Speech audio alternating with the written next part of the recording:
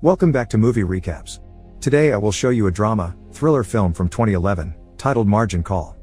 Spoilers ahead. Watch out and take care. The air is tense in the offices of an investment bank because everyone knows a large number of employees is about to be laid off. The biggest surprise comes in the form of Eric Dale, the head of risk management who has been working there for 19 years, yet he gets fired over some younger blood. Before leaving, he tries to warn them about a model he has been working on, but he is ignored. While he is picking up his things in his office, Eric is visited by the head of credit trading, Will Emerson, who is keeping his job. After Will shows his sympathy, Eric asks him who was the one that chose him, and Will confesses it was Sarah, which puts Eric in even a worse mood. Eric also tries to get Will to look at his model, but Will refuses to, saying it is not Eric's problem anymore. On his way out, Eric receives some sympathy from his now former employees Peter Sullivan and Seth Bregman. When Peter shows how grateful he is for everything Eric has done for him, Eric takes the chance and gives him the pen drive with his model, telling him to be careful. As he leaves the building, Eric realizes they have already shut down his phone, so when he sees Chief Risk Management Officer Sarah Robertson arriving, he insults her for putting him in this position. Meanwhile, floor leader Sam Rogers is having a hard time because he got a phone call from the vet telling him his dog is dying from a tumor. Will goes to check on him and informs him that the 80% of the floor that has been fired has already left, so Sam goes out and gives the remaining 33 employees an encouraging speech, reminding them this is a prime opportunity for them to grow. When night falls, all the employees go out to celebrate they are keeping their jobs except for two. Sam goes to visit his dog, and Peter stays in the office to take a look at the files Eric left him. The model is incomplete, but Peter manages to finish it, and the final result is quite disturbing. He tries to call Eric, but he does not have his phone anymore, so instead he calls Seth and asks him to bring Will back as soon as possible because it is an emergency. When they arrive, Peter shows him what he has discovered. Historical volatility levels in mortgage-backed securities are being exceeded, and the debt incurred from those over-leveraged assets will bankrupt the company. This is a serious issue, so Will tries to contact Eric at his home, but his wife tells him he has not come back home yet. Will thinks he knows where they may find him, so he gives Peter and Seth the address to Eric's favorite bar, ordering them to bring him over while he contacts his boss. Sam is not amused at having to return to the office at 11 p.m., but shows up anyway when he hears it is an emergency.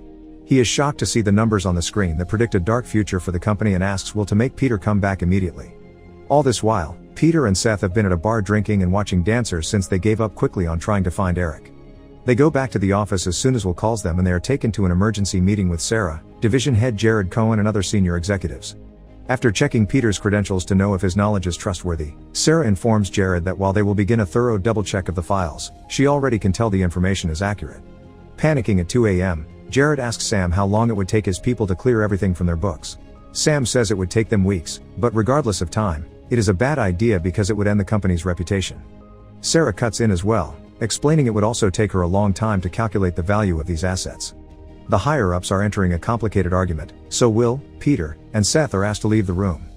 Jared insists they should sell everything, which Sam thinks is insane, so Sarah convinces him to wait 45 minutes while she goes over the information in detail before he takes any rushed decisions. Seeing as they will not find an easy solution, Jared decides to call their CEO. Meanwhile, Will, Peter, and Seth go to the roof to have a smoke. After joking about jumping, Will comments that things are a mess yet the higher-ups will still save the company because they always find a way not to lose money, even if that means screwing everyone else over. Their conversation is interrupted by the sudden arrival of a helicopter. The big guns are here. Back to Sarah, she goes to see Jared to tell him all the information is solid, and Jared blames her for not having trusted Eric more. Afterward, everyone gets ready for yet another meeting, so Jared gives the lower employees a piece of advice. Things are about to get ugly, so they must always tell the truth and not sugarcoat anything. The meeting is led by firm CEO John Toole, and all the stockholders have been brought in the middle of the night too. Peter explains what the problem is again, and as a solution, Jared says they should sell it all tonight. Sam clarifies that while this is indeed possible, they would be selling valueless assets through lies, so when the truth comes to light later, it would destroy the company's reputation and they would never be able to sell to these people again. This will kill the stock market for years. However, John does not care, he only wants the company to survive.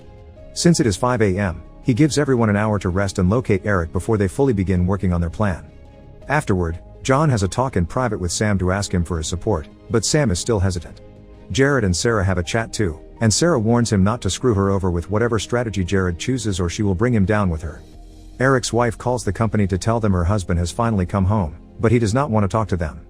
Sam sends Will and Seth to pick him up and warns them not to tell John's people or they will scare him off. Meanwhile, John stops by Sarah's office to tell her she will act as the scapegoat for the firm's overleveraged position and asks her to resign after the fire sale. Sarah reminds him that she did try to warn him and Jared about this and was ignored, but John warns her she is not in a position to fight about anything. At least though, he promises to pay her well. In the garage, Will and Seth are waiting for a car when they are approached by Jared, who shares his and John's concern about Sam possibly not supporting the fire sale. He needs to know Will step up if Sam does not, but Will dodges the question by saying he is sure Sam will do the right thing. Some moments later, Will and Seth arrive at Eric's home, and Will proceeds to explain what is going on. He asks Eric to come back for just one day, but Eric refuses, only to see a mysterious car arrive. It is John's men, who are not willing to leave any loose ends. Will leaves Eric to speak to them with one final warning: if he does not accept their offer, they will fight him over the benefits they promised. On their way back, Seth asks Will if he will lose his job, and Will answer yes. At least Seth has some money in his account to last him a few months, but he worries about what will happen to normal people after this blows up. Will scolds him for such thoughts, reminding him he will not survive in this business if he worries about the normal people, who get angry at them when they make mistakes but live happily the rest of the time, thanks to their work. Back in the office, John approaches Sam with a generous money offer to get his support, but Sam repeats he is on the side of the company's future.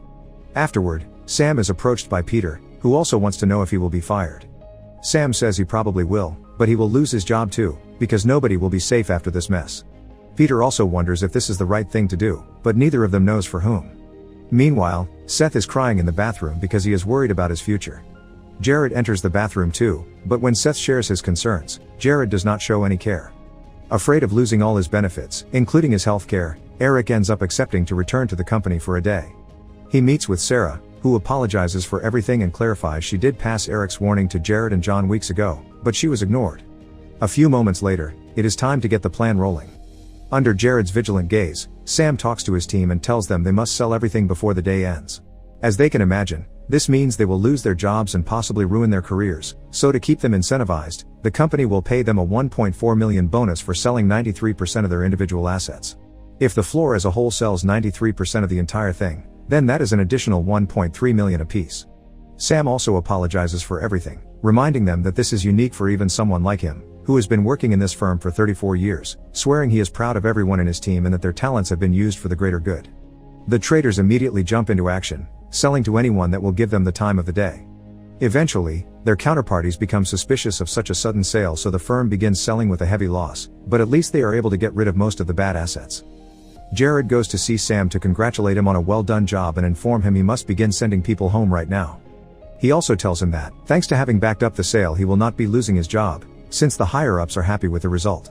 This angers Sam, and he rushes to see John, who is calmly having lunch as if it was just another normal workday. Sam wants his options released and to be out because he is done with the company after this mess, but John needs him to be here for him for the next 24 months, then he will gladly let him go. This is not enough to clean Sam's conscience, and John finds his guilt laughable. He thinks this is just money, just paper that is not even real. They have always run a shady business, Sam just did not want to accept it. Sam agrees to stay, but only because he needs the money, not because he agrees with John's ideas. John is grateful and informs him that Peter not only will keep his job, but he is also getting a promotion. Later in the evening, Sam returns to his old house to bury his euthanized dog in the front yard. His ex-wife finds him there, almost calling the police until she realizes who it is, and reminds him that he does not live there anymore. Sam explains this is the only place his dog belongs, so his ex-wife decides to let him do his thing. Before going back into the house though, she tells Sam that their son's firm also sustained heavy losses, but at least they survived without going bankrupt. Make sure to subscribe and turn on notifications so you can watch more videos like this. Thanks for watching.